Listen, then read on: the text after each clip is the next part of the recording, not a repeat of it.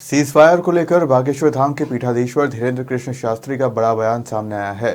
उन्होंने पाकिस्तान की सोच को कुत्ते की पूंछ जैसा बताया और कहा कि वो कभी सीधा नहीं हो सकता।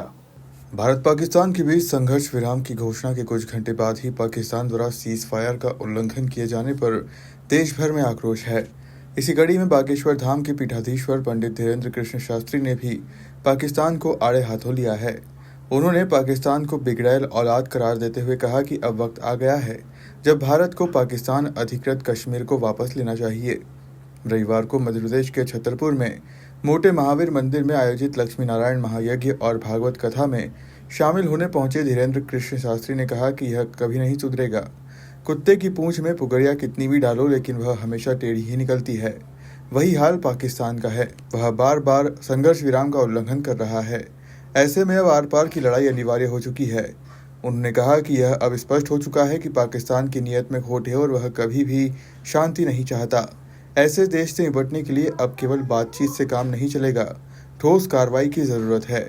इसके साथ ही पंडित धीरेन्द्र कृष्ण शास्त्री ने मेजर जनरल सोफिया कुरैशी की भी जमकर तारीफ की और कहा कि सोफिया कुरैशी ने बुंदेलखंड की धरती से शिक्षा ली और आज भारत का नाम ऊंचा कर रही है। हमें उन पर गर्व है। पाकिस्तान बिगड़ैल औलाद है, ये सुधर नहीं सका था।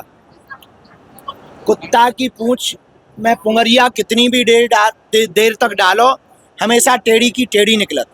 यही हाल पाकिस्तान का है।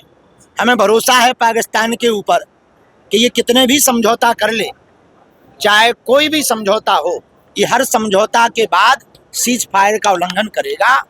देखो, यहाँ तो जब तक घर में घुसकर भारत के सेना के पास, यशस्वी प्रधानमंत्री जी के पास इससे बेहतर उपाय और समय नहीं है। भारत की भूमि POK लेने का सबसे बढ़िया यही समय है, सही समय है। घर में घुस कर के केवल जो है मिसाइल दागने भर से काम नहीं चलना है। पाक अधिकृत कश्मीर को भारत के अंतर्गत लाना चाहिए और पाकिस्तान को मुंह तोड़ जवाब देना चाहिए, क्योंकि ये बिगड़ैल औलाद, देखो, बातों के भूत बातों से नहीं मानते। अब समझदार को इशारा काफी है, कैसे मानते।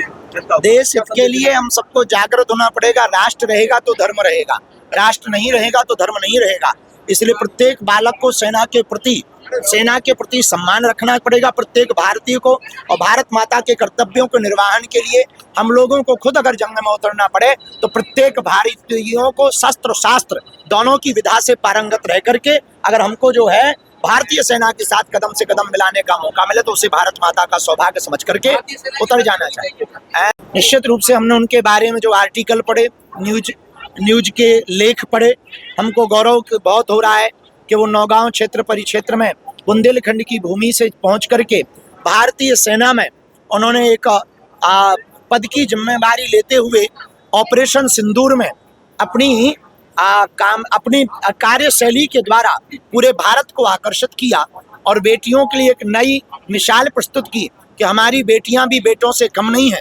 महारानी लक्ष्मीबाई का जीता जागता उदाहरण उस बेटी को कहा जाए तो अतिशयोक्ति नहीं होगी।